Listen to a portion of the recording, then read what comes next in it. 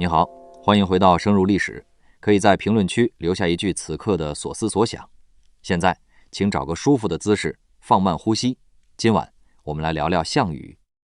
提到这个名字，你的脑海中或许会立刻浮现出一些画面：力拔山兮气盖世的战神，乌江边横剑自刎的悲剧英雄，又或者是一个头脑简单、迷信武力的粗莽武夫。在漫长的岁月里，他被后世的文人墨客反复咀嚼，塑造成了一个供人叹息的图腾，一个为了衬托大汉帝国建立而存在的完美反面教材。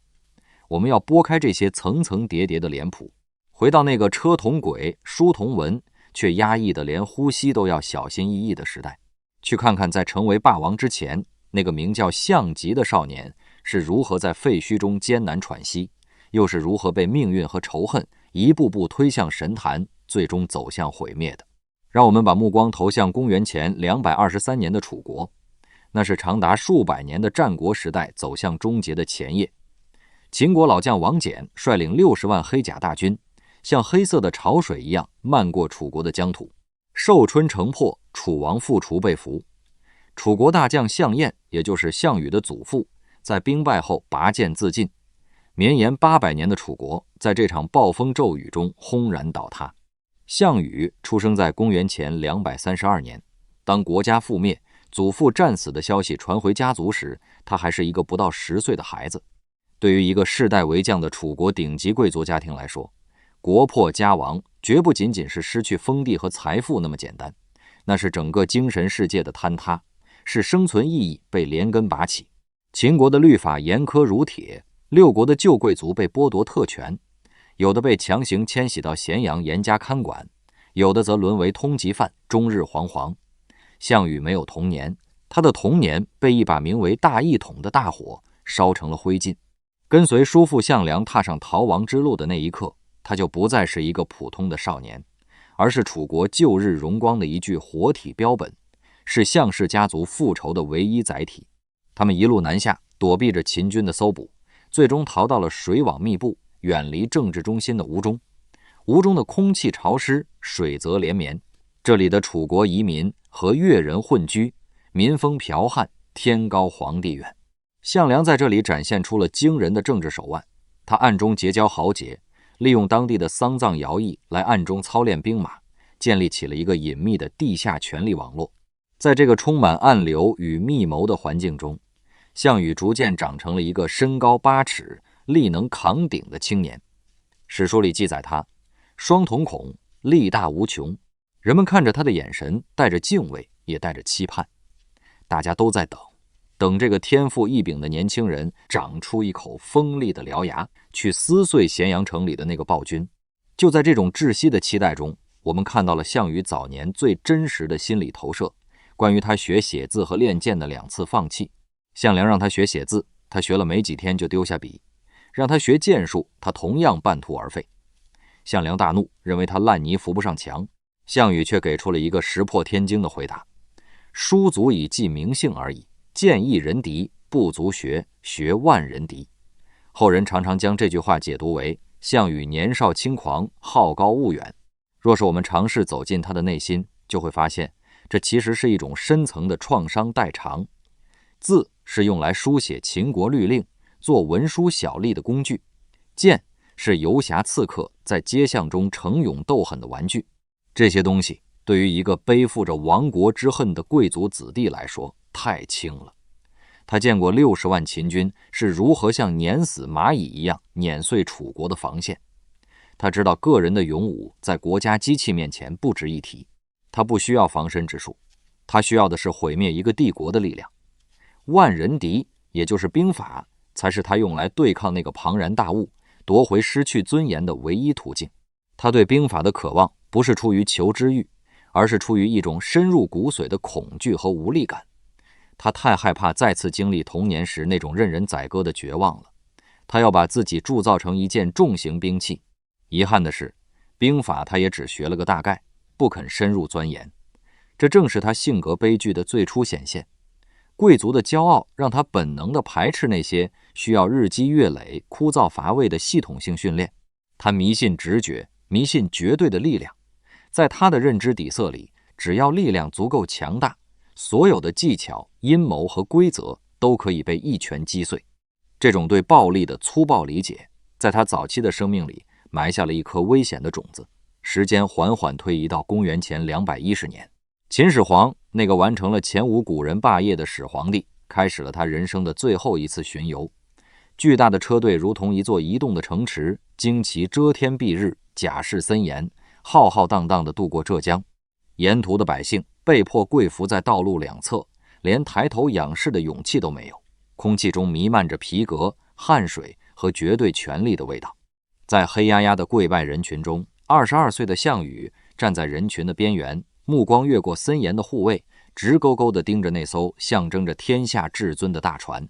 没有恐惧，没有敬畏，只有一种捕猎者盯着猎物的冷酷。他脱口而出了一句话：彼可取而代也。那家伙，我可以取代他。旁边的项梁吓出一身冷汗，赶紧捂住他的嘴说：你不要命了，这要诛灭九族的。项梁看到的是杀头之罪，是秦律的恐怖，而项羽看到的是皇权的祛魅。那一刻，在他眼里，那个不可一世让天下人站立的始皇帝不再是神明，只是一个坐在华丽大船上的血肉之躯。既然是人，就可以被拉下来，被杀死，被取代。这句话不仅仅是一句狂妄的口号，它是项羽心理世界的一次剧烈裂变。在这个被秦帝国严密统治，所有人都在高压下麻木顺从的时代，项羽用这短短的6个字宣告了旧日楚国贵族的精神复活。他不仅要复仇，他还要拿回原本就属于他们这些天生贵族的统治权。吴中水乡的平静水面下，沿江已经开始沸腾。那一年，距离天下大乱，距离那个叫陈胜的戍卒在大泽乡喊出王侯将相宁有种乎，只剩下1年的时间，一场将所有人都卷入其中的绞肉机即将隆隆开动。而项羽已经提前擦亮了他的刀。公元前209年的秋风，带着大泽乡的血腥味，终于吹过了长江，吹进了吴中的水乡。那把早已擦亮的刀，迎来了他可饮鲜血的时刻。会稽太守殷通敏锐地嗅到了天下风向的巨变，他试图抓住这个千载难逢的机会，抢先起兵，以此在乱世中分一杯羹。他将当地最有威望的项梁请进太守府邸，密谋大事。在殷通的算盘里，这是一场稳赚不赔的政治风头，项氏叔侄将成为他手里最好用的一张牌。他根本没有察觉到，坐在他对面的并不是顺从的棋子，而是2头已经饿了太久的猛兽。闭上眼睛，在那片看似祥和的太守府内室里，熏香的烟雾袅袅升起。殷通正在榻上高谈阔论他的宏图霸业。项梁微微转头，向门外使了一个常人难以察觉的眼色。下一秒，24岁的项羽大步迈入，没有多余的废话，没有复杂的政治谈判，甚至没有给殷通留下任何反应的时间。项羽拔剑挥击，动作干净利落，一颗带着惊愕表情的头颅重重砸在青石板上，滚烫的鲜血瞬间溅湿了华丽的漆器屏风。室外的郡守府卫兵闻声冲入，原本就不宽敞的庭院瞬间陷入混乱。这是项羽人生中第一次向世人毫无保留地展示他那如同鬼神一般的肉体力量。刀光剑影中血肉横飞，太守府化作修罗场，数十上百条人命在顷刻间消散。太守府在顷刻间变成了单方面的屠宰场。那些平日里作威作福的郡县兵卒，在绝对的武力碾压面前，脆弱得如同深秋的枯草。当满院子幸存的人都吓得趴在地上，连直视他的勇气都丧失时，项羽手里正提着殷通的头颅，剑刃上的血一滴一滴坠落。他环视四周，看着那些瑟瑟发抖的躯体。这是他第一次真切地品尝到权力的滋味。这种权力不是通过繁琐的律法、冗长的文书或世袭的官僚体系获得的，而是从剑锋上直接攫取的。生命在他手中轻易剥落，而新的秩序就在这血泊中粗暴地建立了起来。这种立竿见影的路径在他的脑海中刻下了第一道无法磨灭的印记。暴力是解决一切阻碍的最优解。起义初期的岁月里，项梁是整个项氏军事集团的绝对大脑。这位老练的政治家懂得如何在乱世中扯起大旗，收拢人心。为了名正言顺，他们找来了一个正在民间替人放羊的楚怀王之孙，将他重新披上王袍，拥立为楚王。这是一种精明的政治包装。旧时代的贵族游戏在废墟上借尸还魂。项羽跟在叔父身后，看着这套复杂的政治手腕，他只负责在战场上冲锋陷阵。在项梁这把擎天大伞的庇护下，他依然是那个只需要不断磨砺锋刃的楚国贵族少年，不需要思考退路，也不需要权衡利弊。但命运的诡谲之处就在于，他总会在你最没有防备的时候，残忍地抽走你所有的依靠。公元前208年，定陶之战爆发，秦军少府章邯率领着从骊山行途中武装起来的虎狼之师，借着夜色与暴雨，对楚军发起了致命的突袭。那一夜，泥泞的战场吞噬了无数鲜活的生命，连同楚军不可战胜的神话一起被搅碎。当黎明的微光穿透厚重的云层，照在满地残骸上时，项羽迎来了他人生中最大的一次心理大地震。项梁战死了，那把为他遮风挡雨的巨伞彻底碎裂。对于项羽而言，这不仅仅是失去了一位卓越的军事统帅，更是失去了在这个世界上最后一位如同父亲般的至亲。童年时期楚国灭亡的创伤记忆再次如黑色潮水般涌来，孤独、愤怒以及深不见底的不安全感像毒蛇一样死死缠绕住了他的心脏。项梁一死，楚国内部的权力格局立刻迎来了一场冷酷的洗牌。原本被当作提线木偶的楚怀王趁机夺权，他提拔了老将宋义为上将军，而将战功赫赫的项羽降为次将。楚怀王试图用制衡的帝王心术来削弱项氏家族的军权，他甚至刻意阻挠项羽带兵西进关中复仇，而是下令让他跟随宋义北上赵国，去迎击如日中天的秦军主力。此时的项羽站在了人生的十字路口，他失去了庇护，被剥夺了发号施令的权利，还要面对秦军这座看似无法逾越的钢铁高山。时间缓缓推移到公元前207年的深秋，黄河岸边一个叫安阳的地方，楚军在这里已经驻扎了整整46天。秋雨夹杂着冰雹，连绵不绝，寒风刺骨。军营里粮草断绝，冻馁交加的士兵们只能去挖冻土里的草根，剥树皮充饥。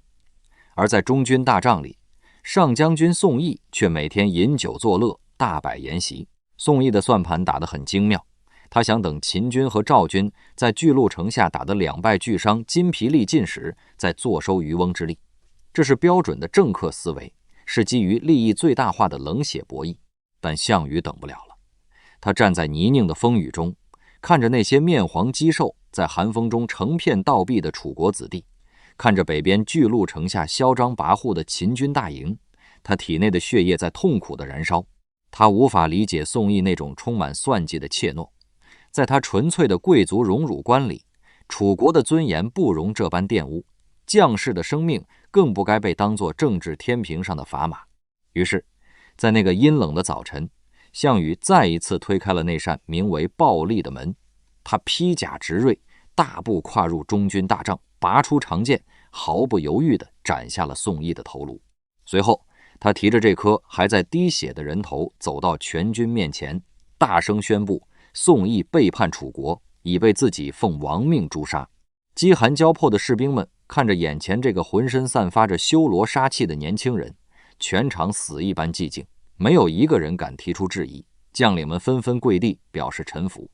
你看，当政治规则陷入死胡同，当生命面临最原始的生存危机时，暴力再一次成了最有效的破局利器。项羽用最野蛮、最直接的方式夺回了军队的绝对控制权，同时也亲手关上了他与复杂政治斡旋妥协的窗口。紧接着，他下达了一道让所有人都感到胆寒的军令：全军渡过黄河，正面迎击王离的40万秦军长城军团。渡河之后，项羽下令沉掉所有的渡船，砸碎做饭的铁锅，烧毁居住的营帐，每个士兵只准携带3天的干粮，没有退路了。后世常把这破釜沉舟看作是置之死地而后生的兵法奇谋，但如果我们贴近项羽此刻沸腾的内心，去感受那一刻漳水畔的寒风，就会发现，这其实是一场带着浓烈毁灭倾向的豪赌。他切断了所有的后路，把整支军队逼入了一个必须用牙齿去撕咬对手，用血肉去填补沟壑的绝境。这是一种抛弃了所有战术拉扯，回归到最原始肉搏的决绝。他要用最惨烈的牺牲，向那个摧毁了他童年的大秦帝国索命。巨鹿之战的惨烈程度超越了那个时代所有人的想象极限。项羽身先士卒，如同杀神降世。楚军在绝境中爆发出骇人的战斗力，久战久捷，每一次冲锋都伴随着震耳欲聋的楚歌。长歌刺穿重甲，残肢断臂在空中飞舞，鲜血将冰冷的冻土泡成了一片红色的泥沼。王离的40万精锐，那支曾经北击匈奴、战无不胜的无敌之师，在这群不要命的楚军面前，防线被寸寸撕裂，最终土崩瓦解。而在巨鹿城外的壁垒上，那些原本来救援赵国的各路诸侯军，此刻全都成了惊恐万状的看客。他们站在高墙上，看着底下那座绞肉机般的修罗场，连出兵相助的勇气都被吓得烟消云散。战役结束后，项羽在充斥着血腥味的军营里召见各路诸侯将领，辕门大开。那些平日里高高在上、拥兵自重的诸侯将领们，在走向项羽大帐时，双腿止不住的站立。文献中留下了4个字：西行而前。他们跪在地上，用膝盖向前挪动，没有一个人敢抬起头正视这个浑身浴血、年仅25岁的青年。那一瞬间的画面对项羽的心理冲击是致命且深远的。他高高坐在帅座上，俯视着这些匍匐在脚下的权贵。他看到什么王侯将相的血统，什么纵横捭阖的谋略，在绝对的暴力面前统统不堪一击。巨鹿之战不仅摧毁了秦军的主力，也顺带摧毁了项羽心中最后一点对复杂规则的敬畏。他固执地认为自己找到了统治这个世界的唯一真理，只要刀足够快，力量足够强盛，天下所有人都会像狗一样趴在自己脚下。这种生杀予夺的权力幻觉让他陷入了深深的狂妄与迷失。他以为自己已经成为了掌控命运的神，但他不知道自己正一步步滑向深渊的边缘。新安城下的那场大屠杀，就是这种心理扭曲结出的最苦涩、最血腥的果实。巨鹿之战后，秦军主将章邯在内外交困之下，率领20万大军投降了项羽。这原本是一个可以撼动天下格局的巨大政治筹码，但在向西挺进关中的漫长道路上，这20万降卒却成了一个随时可能引爆的炸弹。军中粮食严重短缺，楚军自己都饥肠辘辘，还要分发宝贵的粮草给这些曾经的死敌。更可怕的是，随着距离秦国故地越来越近，军营里开始弥漫着躁动与不安的情绪。秦军士兵们私下里交头接耳，担心如果楚军打不进关中，他们这些投降的将士会被大秦严苛的律法诛灭九族。这种私语在黑夜中像瘟疫一样迅速蔓延。当部将把这些随时可能哗变的情况汇报给项羽时，他感受到的并不是一个需要通过安抚、分化、收编来解决的管理难题，而是一种深深的恐惧。是的，恐惧。一个拥有绝对武力的人，在面对自己认知范围之外，无法用拳头直接掌控的复杂群体情绪时，内心会滋生出极大的不安全感。他不懂得如何消化这20万庞大的一己力量，他那简单的顺我者昌、逆我者亡的单线程逻辑，在处理如此庞大的行政与后勤危机时彻底死机了。在那个漆黑如墨的夜晚，项羽做出了决断。他下令楚军趁着夜色，将20万秦军降卒全部坑杀在新安城外的山谷中。在那片响彻云霄的惨叫与哀求声中，那个下达命令的统帅内心并没有多少变态的嗜血快感，他只是一个被局限在暴力思维里的巨婴，在面对失控边缘的恐慌时，做出了最绝望的物理清除。他用挥舞屠刀的方式掩盖了自己在政治上的极度无能。漫天的黄土掩埋了20万具残缺的躯体，也永远掩埋了项羽走向伟大政治家的可能。他用暴力终结了前一个时代，却用更残忍的暴力为自己铺就了一条注定无法回头的血路。鲜血染暗了他的披风，他转过身，将满地的尸骸抛在脑后，目光冰冷地投向了西方的关中平原，那座代表着无上权力的咸阳城，正在天地交接的尽头等待着他。他以为跨过这道难关，迎来的将是旧秩序的完美重建，是楚国先祖们的含笑九泉，却不知道前方等待他的是一场更为残酷的命运错位。在项羽原本的设想里，当这支摧毁了大秦帝国主力的无敌之师陈兵关外时，迎接他的理应是洞开的城门和跪伏在地的将臣。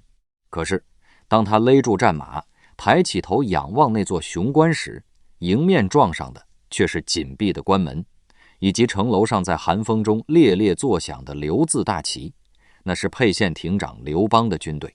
按照当初楚怀王先入关中者为王的政治约定，那个一直避免与秦军主力正面交锋，专挑薄弱环节渗透的中年男人，竟然抢先一步踏入了咸阳，成了这片丰饶土地的新主人。一阵冰冷的寒意掠过项羽的心头，随之而来的是胸腔中不可遏制的狂怒。这种狂怒不仅仅是因为胜利果实被他人窃取，更是源于阶级本能被严重冒犯。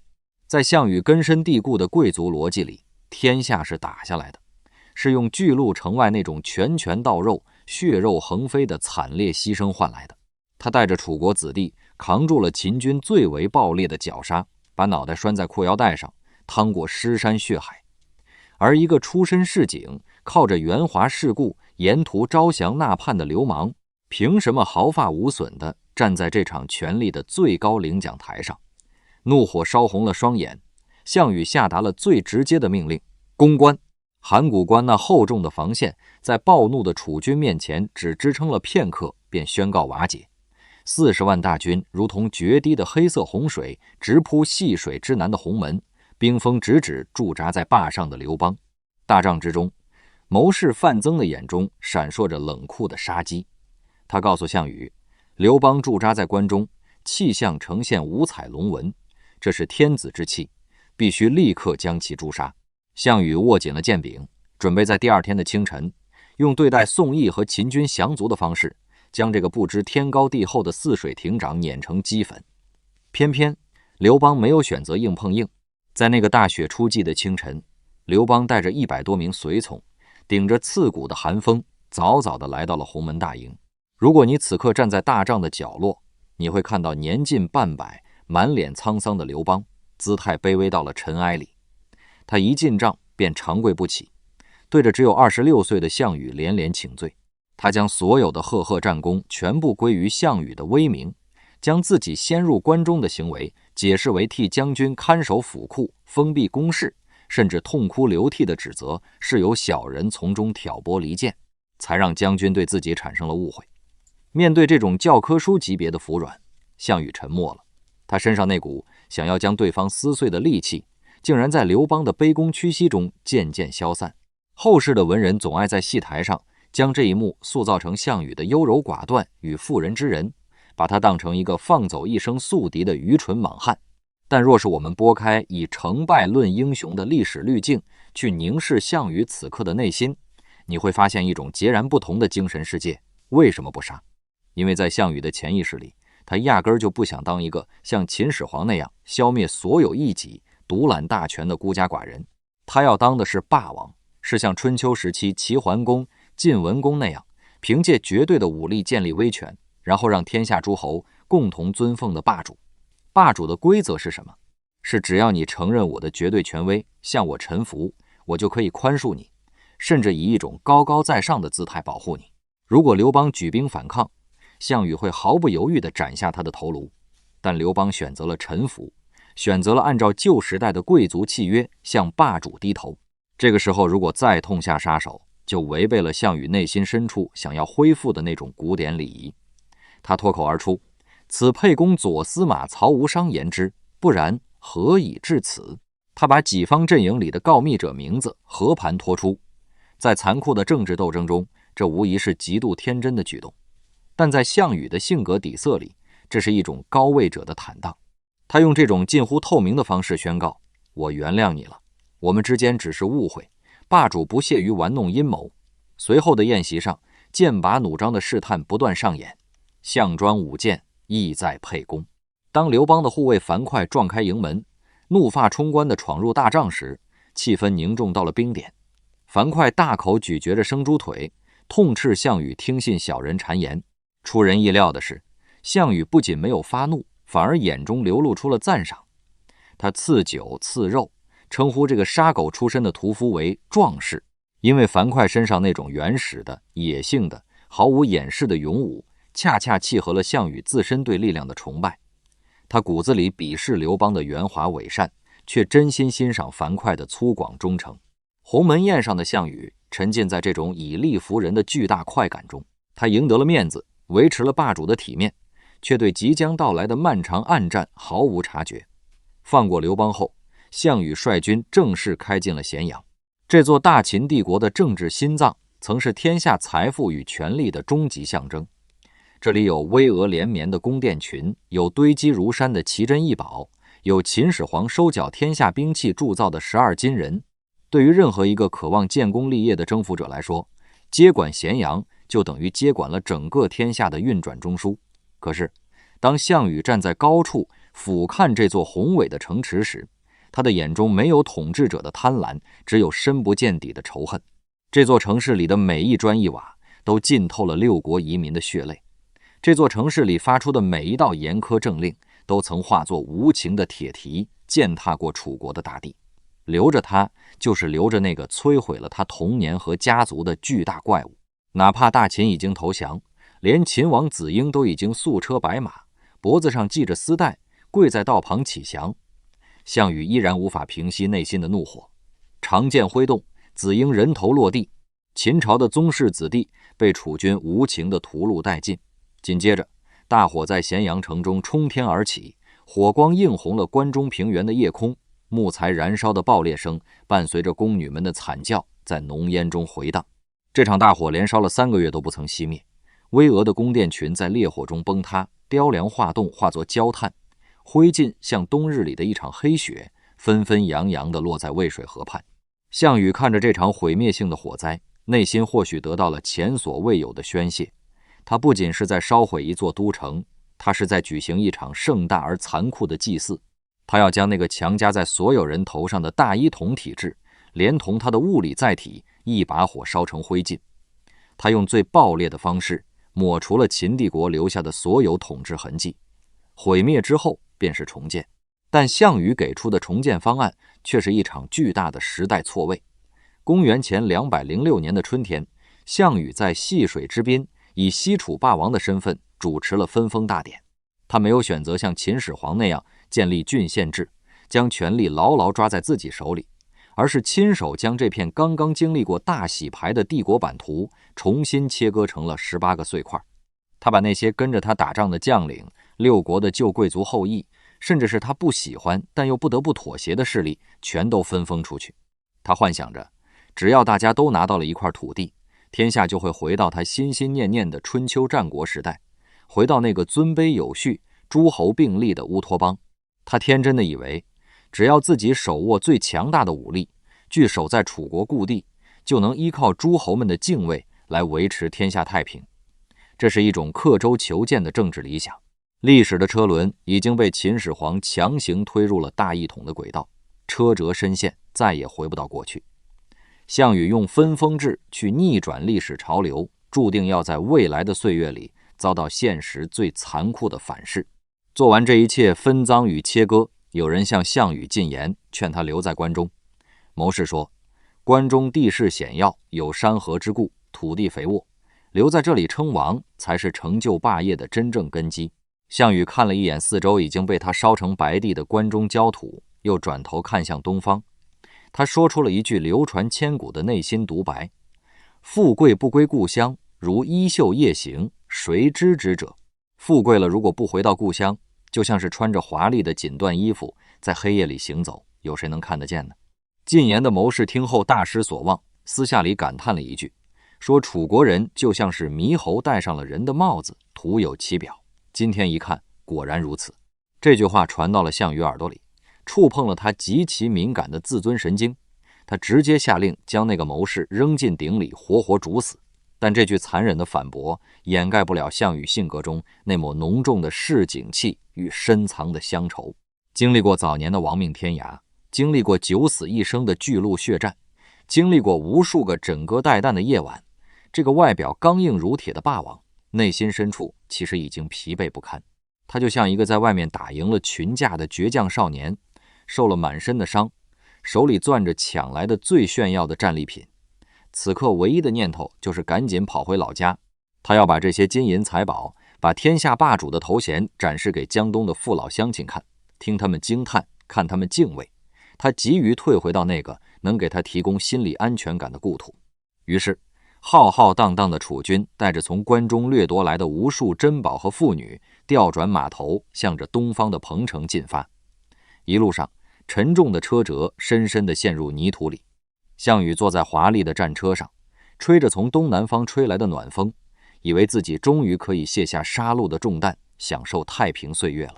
他沉浸在锦衣夜行的美梦中，马蹄声踏碎了关中的冻土，向着东方的故乡缓缓前行。彭城的春风带着江南水乡特有的温润，终于吹拂在了项羽那沾满关中灰烬的铠甲上。楚国大军满载着金银辎重，浩浩荡荡地回到了他魂牵梦绕的家乡。在这座刚刚修缮的都城里，他贪婪地享受着衣锦还乡的荣光，听着江东父老山呼海啸般的赞颂。在那短暂的几个月里，他端坐在霸王的宝座上，以为那个尊卑有序、诸侯臣服的旧时代大梦已经稳稳地照进了现实。可是分封制这块被他强行拼凑起来的天下版图，脆弱得像一张进水的薄纸，连1年的时间都没能撑过，就裂开了触目惊心的巨大缝隙。齐国的田荣因为没有分到满意的土地，率先拔刀将项羽分封的齐王赶走。紧接着赵国也燃起了反叛的战火。项羽的美梦被粗暴地打断，他被迫再次披上战甲，率领主力大军北上平叛。他一头扎进了齐国漫长的雨季与泥泞的沼泽中。齐国军民的抵抗像野草一样，楚军的马刀斩下一茬，立刻又长出一茬。项羽依然固执地使用他最熟悉的物理清除来建立威慑。大火烧毁了齐国大片城郭，坑杀的手段再次上演，但大火能烧毁房屋，却烧不尽暗地里疯狂滋生的仇恨。楚军的锋芒在齐国这块粘稠的泥坑里被一点点消耗。就在他在北方拔不出腿的时候，一场真正的风暴在背后露出了狰狞的面目。公元前205年的春天，那个被赶进巴蜀深山的刘邦，踩着明修栈道，暗度陈仓的烟尘，如同复仇的幽灵般杀回了关中。刘邦的政治嗅觉比野狼还要敏锐，他立刻借着为楚怀王发丧的名义，将项羽塑造成弑君的天下公敌。沿途的诸侯像墙头草一样纷纷倒戈，刘邦像滚雪球一般裹挟了56万联军，浩浩荡荡地推平了楚国的防线，一举占领了项羽的老巢彭城。当快马将彭城失陷，刘邦正在霸王宫殿里搜刮珍宝、饮酒作乐的消息传到齐国前线时，项羽正坐在军帐中擦拭剑刃。得知家园被端，他没有暴跳如雷，反而在史书里留下了一种让人窒息的冷酷平静。这种平静是一个把自尊看得比生命还重的顶级贵族，在遭遇最耻辱的背叛与践踏后，将满腔的狂怒压缩成纯粹杀意的表现。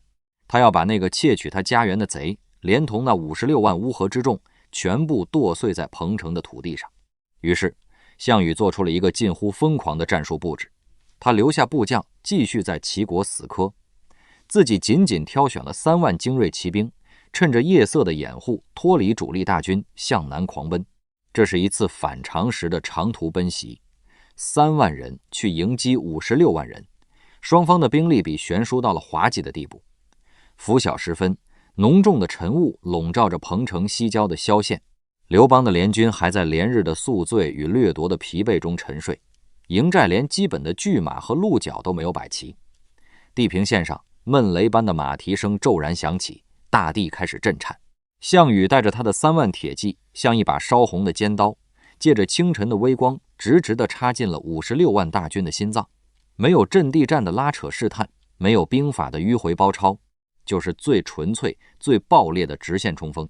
楚军骑兵的马刀在雾气中闪烁，每一次挥砍都伴随着沉闷的鼓猎声。联军庞大臃肿的阵型在接触的瞬间就宣告崩盘，几十万人像被驱赶的羊群一样互相踩踏，疯狂逃窜，帅旗倒伏，战鼓被踩烂，哀号声响彻原野，一路追砍，一路屠戮。战场从彭城一直蔓延到南边的睢水，几十万联军被逼到了河岸边，进退维谷。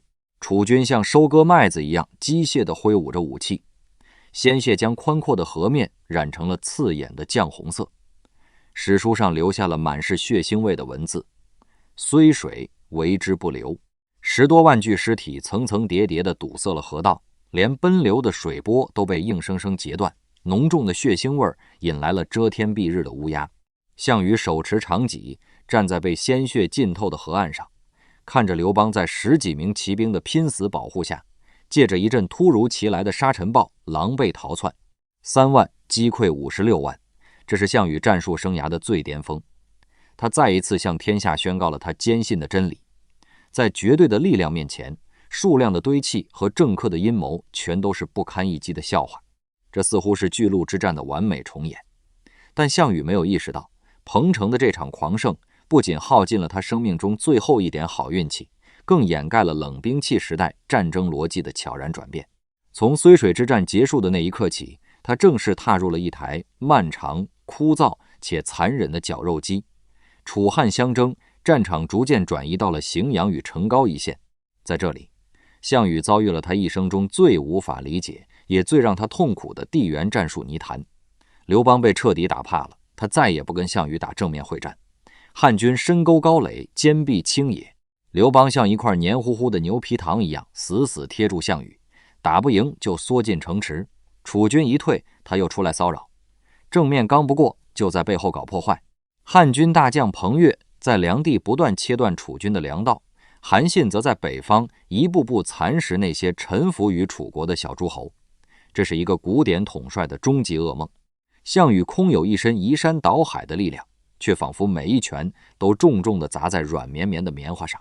他引以为傲的骑士精神和霸主规则，在刘邦那种不择手段的流氓实用主义面前显得如此笨拙。为了逼迫刘邦出城决战，项羽把刘邦的父亲太公绑到了两军阵前，架起了一口热气腾腾的油锅。在广阔的对峙前线，项羽用大戟指着城楼上的刘邦怒吼：如果再不投降，我就把你亲爹扔进锅里煮了。这是一种何等悲哀的威逼！一个曾经只相信用剑锋解决所有问题的骄傲贵族，被逼到拿手无寸铁的老人质来叫嚣，可见他的内心已经焦躁到了何等扭曲的地步。城楼上的刘邦笑了，他满不在乎地大声回敬了一句击穿项羽灵魂底线的话：当年我们在楚怀王面前结拜为兄弟，我爹就是你爹，你如果要煮你爹，麻烦分一碗肉汤给我尝尝。面对这种抛弃了所有道德底线，撕碎了所有人伦伪装的厚黑流氓，项羽那套基于贵族荣辱观构建的世界体系瞬间短路了。他杀也不是，放也不是。在厚黑学的祖师爷面前，这位不可一世的西楚霸王笨拙得像个被戏弄的孩童。他最终没有把太公推下油锅，因为他骨子里依然死死抱着最后一点关于身份的体面。在日复一日的消耗战中，楚军的粮草频频告急，士兵们眼中的光芒逐渐暗淡，项羽的心理状态也开始发生严重的病变。长期的拉锯、焦虑和无法破局的疲惫感催生了他性格中最致命的毒素——多疑。当纯粹的武力无法斩断复杂的利益网时，他开始怀疑身边的一切人。公元前204年，刘邦的谋士陈平抛出了那个阴险毒辣的反间计。汉军的使者带着重金来到楚营，当着楚军将领的面，使者故意大摆筵席，然后装作认错人的样子，惊愕地说：我还以为是亚父范增的使者，原来是项王的使者。随后满脸不屑地撤去山珍海味，换上粗茶淡饭。这种拙劣的离间计，如果放在巨鹿之战时，项羽连看都不会多看一眼。但在此时此刻，深陷泥潭、神经紧绷到快要断裂的项羽竟然信了。他开始暗中剥夺范增的兵权，在军事决策上处处防备这位一直把他当亲孙子看待的七旬老者。如果你站在那个阴暗的中军大帐外，你会听到范增那苍老而剧烈的咳嗽声，以及随之而来的长叹。范增太明白了，项羽的心智已经被这漫长的僵局磨碎了。一个不再信任大脑，只剩下肌肉本能的统帅，离倒下已经不远了。天下事已大定，君王自为之，愿赐骸骨归祖武。范增留下了这句带着血泪的辞呈，拄着拐杖，步履蹒跚地离开了楚营。还没走到彭城，这位老人在满腔怒火与锥心的绝望中，背上毒疮发作，凄惨地病死在了半路上。范增的死抽走了项羽身边最后一道理智的防线。从那一刻起，项羽在精神世界里变成了一座孤岛。他暴怒，他嘶吼，他亲自提着大戟在阵前像野兽一样冲杀，试图用更多的鲜血来填补内心的巨大空洞。兵器交击的火花照亮了他因疲惫而凹陷的脸颊，但汉军的防线依然像一望无际的沼泽，悄无声息地吞噬着他的力量。时间沉重地拖拽到了公元前203年的深秋，广武涧两岸，楚汉大军隔着一道宽阔的鸿沟死死对峙。楚军的粮草已经彻底见底，精疲力竭的士兵们连厚重的铠甲都快穿不稳了。鸿沟对岸的汉军虽然兵多将广，但在楚军发疯般的反扑下，也打得心惊肉跳。一种透支生命的疲惫笼罩着整个中原大地。刘邦派人送来了求和的书信，提出以鸿沟为界，中分天下，鸿沟以西归汉，鸿沟以东归楚。刘邦甚至承诺，只要签字画押，就把扣押的项羽家属全部完好无损地送回。项羽坐在营帐里，看着案几上的羊皮地图，目光在那条细长的鸿沟上停留了很久很久。他太累了。从起兵斩杀殷通那一刻算起，他在这条沾满鲜血的道路上狂奔了整整6年。他失去了叔父，气死了亚父，身边那些熟悉的面孔一个个变成了冰冷的尸体。他曾经想要建立的那个诸侯并立、秩序井然的霸主时代，最终变成了一地无法收拾的鸡毛。在他的潜意识里，签订这份盟约就像是完成了一次古典武士之间的决斗仪式。既然双方都打不动了，既然胜负难分，那就按照规矩划定边界，各自回家。他依然用那套早已过时的贵族契约精神去衡量对面那个为了攫取天下可以毫不犹豫撕毁一切的对手。盟约签订的那天，秋风吹拂着鸿沟两岸枯黄的芦苇，项羽接回了自己的家属，如释重负地下达了全军撤退的命令。楚军将士们爆发出震天动地的欢呼声，他们以为这场持续了4年的绞肉噩梦终于结束了，他们终于可以活着回到江东，去拥抱自己的妻子和孩子。项羽骑在乌骓马上，调转马头，向着东方的彭城缓缓走去。他紧绷了多年的脊背在这一刻难得地松弛了下来，长长地呼出了一口浊气。但他没有听到，就在楚军转身卸下防备的那一刻，鸿沟对岸的汉军阵营里，刘邦冷笑着撕毁了那份墨迹未干的盟约。长剑出鞘的摩擦声在秋风中显得格外刺耳，剑锋直直地指向了楚军毫无防备的后背。一张名为十面埋伏的死亡巨网正带着冰冷的杀机向着这位疲惫的霸王当头照下。这张巨网的收拢比项羽想象的还要迅速，还要致命。当背后传来汉军铺天盖地的喊杀声时，项羽勒住乌骓马，转过身，看着如黑色潮水般漫过鸿沟的敌军，他的大脑出现了短暂的空白。在楚国贵族的古典军事字典里，从来没有撕毁和约、背后偷袭这样的词汇。战争应当是列阵而战，是凭借勇气与力量决出胜负的荣耀仪式。但对面那个叫刘邦的男人，用一记响亮的耳光将项羽死死抱着的贵族底线扇得粉碎。项羽终于明白，这不是一场争夺霸权的决斗，而是一场旨在将他从肉体到精神全盘抹杀的围猎。旧时代的规则，在流氓政治的实用主义面前，连一张废纸都不如。楚军被迫边战边退，一路向南，兵力在不断的伏击与围追堵截中急剧缩减。时间来到公元前202年的深冬，大雪纷飞，狂风卷着冰碴子，将天地切割得支离破碎。项羽带着仅存的10万疲惫之师，退进了一个叫垓下的荒凉之地。在这里，他撞上了那个时代最冷酷的战争机器韩信。韩信布下了30万精锐，加上刘邦、彭越、英布的军队，整整60万大军，像铁桶一样将垓下围得水泄不通。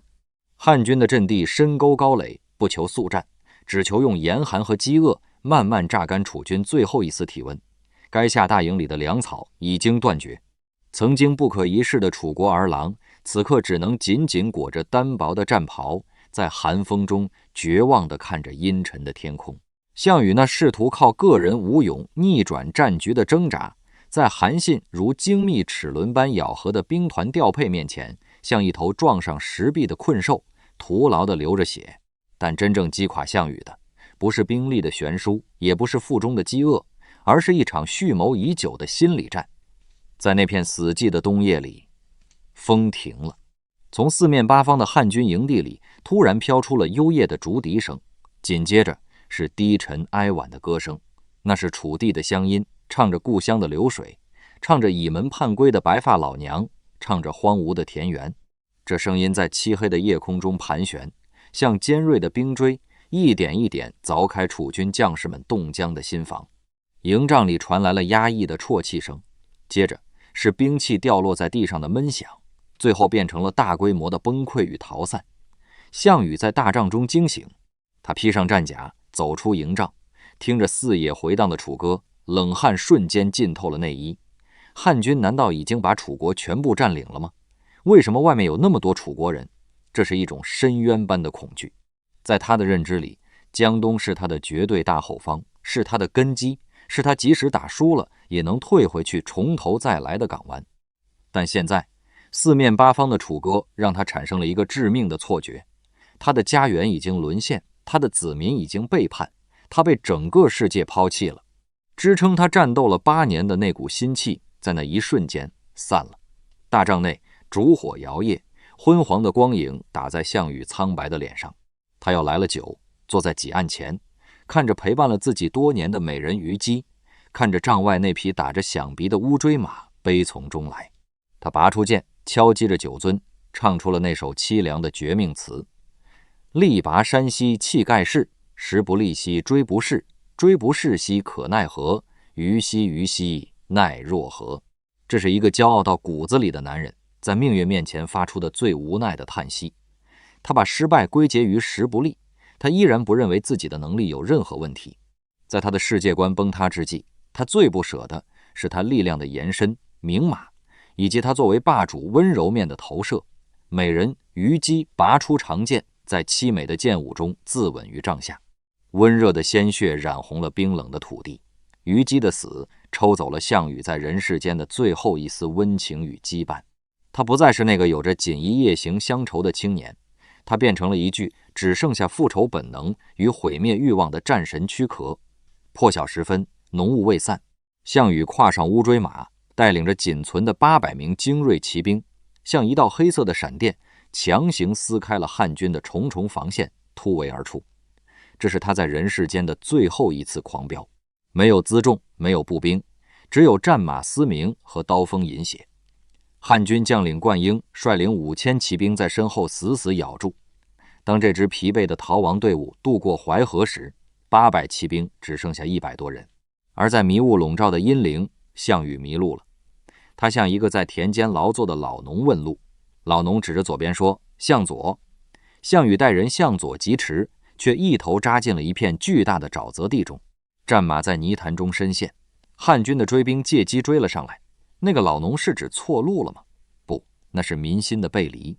在这个常年战乱的世道里，哪怕是最底层的百姓，也已经厌倦了这位带来无尽杀戮与动荡的霸王。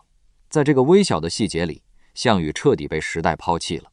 在东城，项羽停止了逃亡，他的身边只剩下28名骑兵，而外围是密密麻麻如同铁壁合围的数千汉军。阳光刺破云层，照在项羽满是血污和泥泞的铠甲上。他环顾着身边这28个视死如归的兄弟，眼中没有恐惧，反而闪烁着一种近乎疯狂的清明。他对他们说：“我起兵至今已经8年，身经70余战，战无不胜，攻无不克，这才称霸天下。今天被困在这里，是老天要灭亡我，绝不是我打仗的过错。今天我必须死在这里，但在死之前，我要为你们痛快地打一场，证明给你们看，这真的是天意。他将28人分成4队，面向4个方向。他对部下许诺，我要为你们斩杀对面的1员大将。随后他发出一声震动原野的咆哮，单枪匹马冲入汉军阵中。汉军将士被他身上那股非人的杀气震慑，纷纷倒退。项羽如同砍瓜切菜般斩杀了1名汉军将领，又在乱军中左冲右突，接连砍倒数十人。当他重新回到部下面前时，28骑只损失了2骑。这场东城快战是项羽生命中最具仪式感的一场表演。他用最极致的暴力美学为自己的一生做出了最后的辩护。他迫切地需要这些追随者来盖章确认他的神话。他项羽依然是那个天下无敌的战神，他没有输给人，他只是输给了那虚无缥缈的天命。他用这种近乎偏执的方式保全了自己内心深处那块绝对不容玷污的贵族自尊。厮杀过后，项羽退到了乌江之畔，江风呼啸，波浪翻滚，对岸就是他的故乡江东。乌江的亭长早早就停泊着一条小船等在那里。亭长焦急地呼喊，江东虽然小，但也足够称王。汉军没有船，请大王赶快上船，只要跨上那条船，他就能活下去，就能重整旗鼓。刘邦当年在彭城大败，连老婆孩子都扔了，也要逃跑。如果换作韩信，或许会忍受胯下之辱，等待时机。但他是项羽，项羽站在满是泥泞的江岸上，看着那条摇晃的小船，突然笑了。老天要亡我，我渡江干什么？当初我带着8000江东子弟渡江向西征讨，今天没有一个人活着回来。就算江东的父老乡亲可怜我，继续尊我为王，我有什么脸面去见他们？这不仅仅是一句关乎面子的气话，这是项羽对自我命运的最终裁决。渡过乌江意味着他必须承认自己的失败，意味着他要像一个苟延残喘的政客一样去计算利益，去在刘邦建立的那个他不屑的新秩序里忍辱偷生。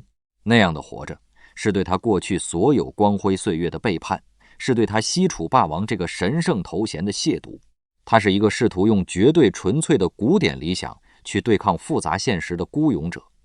既然现实已经将他的理想击得粉碎，他宁愿选择让肉体在最绚烂的时刻毁灭，以此来完成精神上的永生。他把心爱的乌骓马送给了亭长，拔出短剑，转身步入步兵的行列，迎向了如潮水般涌来的汉军。在惨烈的肉搏中，项羽的身上添了10几道致命的伤口。透过被鲜血模糊的视线，他看到了汉军阵营中一个熟悉的面孔，他曾经的老部下吕马童。项羽停下手，凝视着对方说道，你不是我的老熟人吗？吕马童羞愧地低下头，指着项羽对身边的汉军将领王毅说，这就是项王。项羽大笑起来，那笑声中带着对这个充满背叛和算计的世界最后的嘲弄。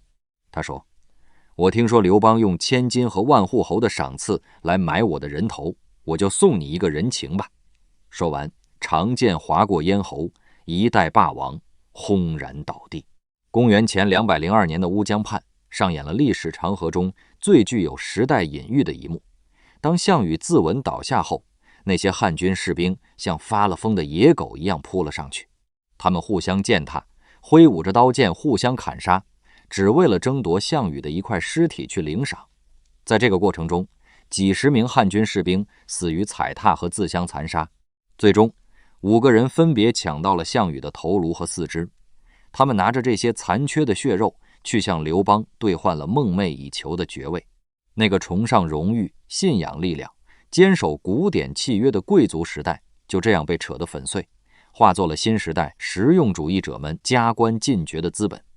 现在让我们把视角拉高，去俯瞰这段波澜壮阔的历史。项羽的悲剧绝不是一个单纯的性格决定命运的励志反面教材，而是一场巨大的时代错位与文明的阵痛。它不仅是一个人，更是一个即将消亡的阶级留下的最后一声叹息。项羽骨子里是一个迟到的春秋贵族，他的政治蓝图始终停留在那个尊卑有序、讲究契约精神的封建时代。他以为只要摧毁了咸阳的暴政，把天下重新切割分封，世间就会回到诸侯并立的古典均衡状态。他想要的是霸主的光环，是诸侯在宴席上的敬畏，是一呼百应的荣耀，而不是建立一张冰冷、庞大且需要精细管理的官僚网络。大势早就变了，秦始皇的铁腕已经把天下的阶级壁垒砸得粉碎，车同轨、书同文的烙印深深刻进了这片土地的肌理。历史的车轮已经被强行推入了中央集权的轨道，再也无法掉头。项羽用分封制去逆转这股洪流，无异于刻舟求剑。在对面的阵营里，刘邦代表着一种全新的基于实用主义和平民逻辑的生存法则。刘邦的团队没有贵族的心理包袱，为了胜利可以撕毁盟约，可以抛妻弃子，可以忍辱负重。他们懂得用土地、官爵去驱动人性深处的贪婪，建立起一台精密运转的战争机器。在这场旧贵族与新平民的冷酷对决中，项羽那种依靠个人武德和道德威压建立的脆弱联盟，注定会在利益的侵蚀下土崩瓦解。从心理学侧写来看，项羽的一生是对童年创伤的一场漫长代偿。楚国覆灭的阴影让他对安全感有着近乎病态的渴求，而他寻找安全感的唯一途径就是极致的暴力。他用屠刀建立秩序，新安坑杀降卒，火烧咸阳宫殿。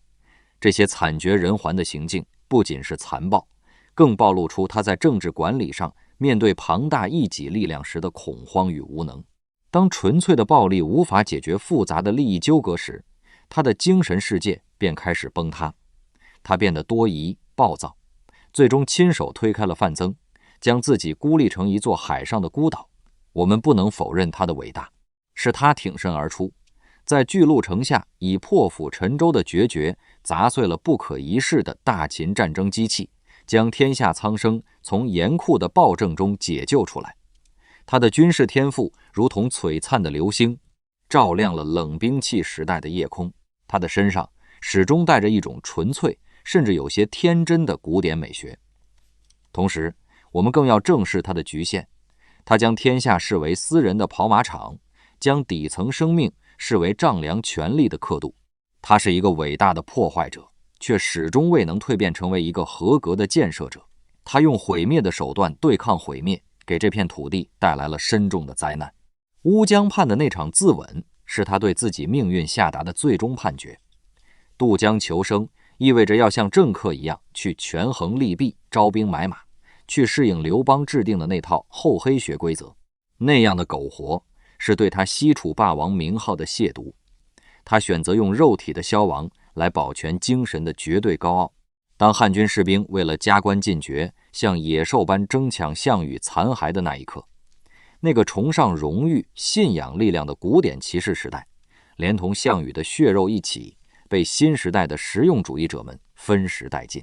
大汉帝国的宏伟基石就建立在对这种浪漫主义的无情碾压之上。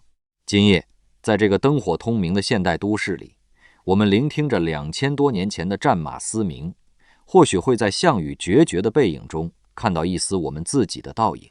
在这个充满明规则与潜规则，需要不断妥协与经营的现实世界里，我们每个人的内心深处多多少少都藏着一个骄傲的霸王。我们有不愿低头的底线，有不切实际的清高，有面对复杂人际关系时的笨拙与逃避。我们也会在付出全部努力却依然受挫时，固执地觉得那是天之亡。我觉得这个世俗的世界配不上自己的真诚。项羽用31年的短暂生命写下的启示，带着沉甸甸的血泪，用纯粹的刚硬去碰撞复杂的现实，必然要承受碎裂的代价。坚守内心的骄傲固然可敬，但学会在泥泞中生存，在妥协中寻找破局的微光，才是凡人最真实的勇敢。如果你此刻也正站在人生的某条乌江边，感到疲惫不堪，进退维谷，请记得，承认现实的复杂并不意味着尊严的丧失，暂时的低头也绝不是灵魂的堕落。真正的强大，除了拔剑冲锋的锐气，更包含包容残缺与不完美的自己，握手言和的韧性。放下身段，拍拍身上的尘土，乘上那条渡江的小船，去走一段或许泥泞却依然有无限可能的路。允许自己受挫，允许自己平庸，允许自己在这个庞大而复杂的时代里，做一个懂得迂回、坚韧生长的普通人。感谢你今晚的倾听。夜深了，放下所有的重担和不甘，好好睡一觉。明天太阳依然会照常升起。晚安。